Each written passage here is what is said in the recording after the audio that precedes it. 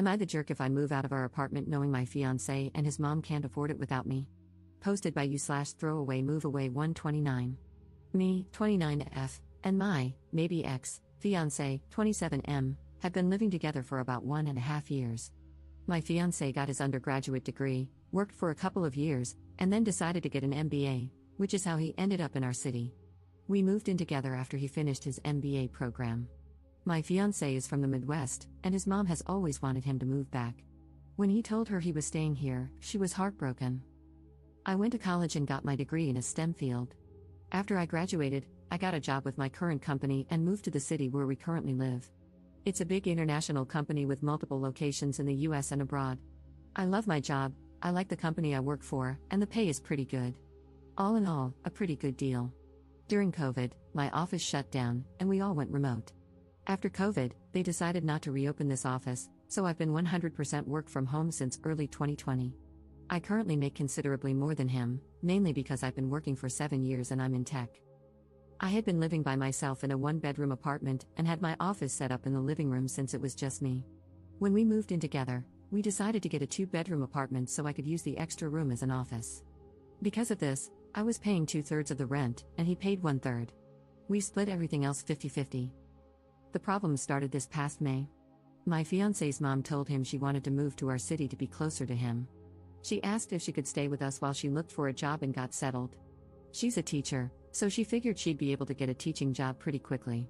Because of that, I didn't really mind her staying with us, as I figured it would just be for a couple of months over the summer. Since I thought it would only be for a short time, I moved my office into a corner of our bedroom, and my fiancé bought a bed to put in the second bedroom. The problem is she never applied for any teaching positions and has been living with us for 6 months now. She and I have really been struggling with each other since she moved in. I can't make her understand that I work full-time. She constantly interrupts me while I'm working, which is bad enough, but she even interrupts when I'm on Teams calls. She always asks me to take her places because she doesn't like to drive in our city. She has pretty outdated views on gender roles and constantly gives me a hard time for not doing more around the house and for making my fiancé help with chores, do his own laundry, etc. The constant criticism and insults are really wearing me down. And I hate having my office shoved in a corner of the bedroom. Back in September, I told my fiancé that since it looks like his mom is going to stay a while, we should split the rent 3 ways. He told me she can't afford that since she has to conserve money until she gets a job. I told him I wasn't happy paying extra for a bedroom I can't use, so he finally agreed to a 50-50 split. I can afford to pay the extra, but I hate the idea of funding her lifestyle.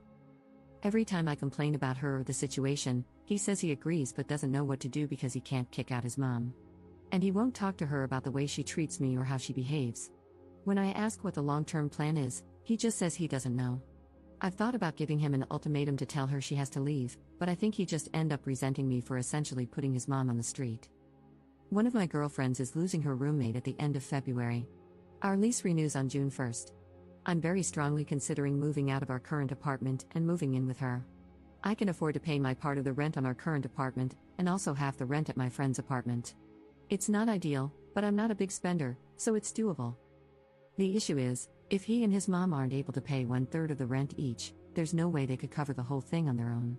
But I can't live like this anymore, so I'm pretty sure this is what I'll do. I just wanted to see if people thought I'd be the jerk for leaving them like this. Update 5 days later. I posted here last week about the situation I'm in, living with my soon-to-be ex-fiancé and his mom. I started off trying to reply to everyone's comments and keep up, but honestly, I just got completely overwhelmed with all the responses. First off, I want to thank everyone for their feedback and comments, even the ones that were kind of harsh. Actually, probably especially the ones that were kind of harsh. I really needed some tough love to make me realize that I was letting my soon-to-be ex-fiancé and his mom take advantage of me. The more comments I read, the more pissed off I got. Honestly, I think I'm more pissed at myself for allowing this to happen and not advocating for myself more. This past weekend, I got my soon-to-be ex-fiancé alone so we could talk, which was actually harder than it should have been because his mom always tries to tag along when we do anything. Going through all the comments everyone left and the PMs people sent really helped me decide how to approach this. It also brought up a lot of good questions I should have thought of myself. Back to the discussion with my ex, I wanted to give him one more chance to pick us over his mom, not because I thought he would, but because I just wanted to be able to tell myself I gave him the opportunity. I explained again how unhappy I am with the situation, how it's affecting my work because of her constant interruptions, and how uncomfortable and unhappy I am being forced to work out of a corner in our bedroom. I reminded him that until a few months ago, I was paying the majority of the rent, and since I make so much more than him, it's really my salary that keeps us all afloat. I also brought up, again, the way she treats me and talks to me. And he replied the same way he always has. He agrees it's not right how she acts and that it's really uncomfortable for all of us. WTF, I don't care if she's uncomfortable. Previously, I would have dropped it there. But this time, I told him how angry and disappointed I was that he let me pay for 2/3 of the rent when she first moved in and how unfair it is that I'm still paying for half when there are 3 people living there and she is the only one with her own bedroom. His response was the same: she has to conserve money since she doesn't have any income currently. Which brought up the question, where did all her money go when she moved? What money does she use for incidentals? Evidently, when she got divorced, she asked for the divorce after my ex went off to college. It doesn't sound like her husband/ex's dad wanted the divorce. His dad bought her out of the equity in their house. My ex had no idea how much that was or how much is left. But until she moved here, she was working full-time as a teacher and living in a small apartment, so she shouldn't have had to tap into the divorce settlement money much.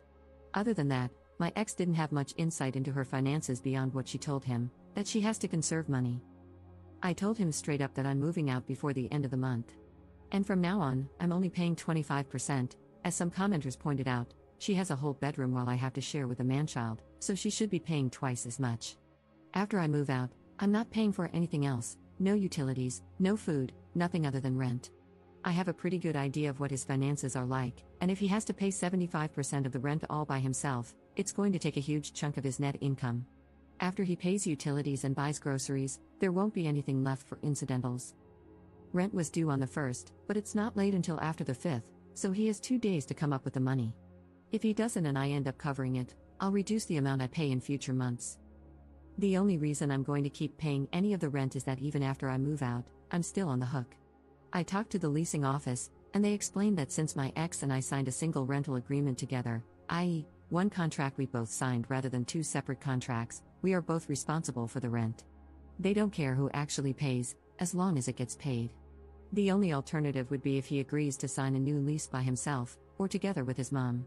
But in all likelihood, he wouldn't be able to pass the credit check on his own, so I'm kind of stuck. I don't think he'll do anything stupid, though, because he's going to need to find somewhere to live after this, and a collection on his credit report wouldn't be good. I also told him that I'm going to find someplace else to work during the day until I move so she can't bother me. My friend, whom I'm moving in with, said I could work at her place during the day since she and her current roommate have in-person 9 to 5s. I took her up on that for now. After living with his mom, I'm not about to overstay my welcome, so I'm going to find some other options to rotate through. Someone suggested checking out the public library, or if it comes to it, I'll get a membership at one of those WeWork type places. Just in case, I brought my important papers, files, and valuables, and my friend is storing them for me until I move in. He really didn't take it well. The surprising thing to me is that he was actually shocked by everything. He seemed genuinely surprised that I wasn't prioritizing his mom. I really got the feeling that he sincerely believed I wanted to take care of her as much as him. He kept saying stuff like, "What about my mom? What am I going to tell her? That's just how she is, but we still need to help her," etc. He asked about our relationship and the engagement. I told him that after I move out, I need some space from him. In a few months, once we've both had time and space to process what happened, if we both agree, we can talk about the relationship. But he'd have to prove that he's going to have my back going forward and will set boundaries with his mom. I told him that just to avoid more drama, but I don't see a future where we're together.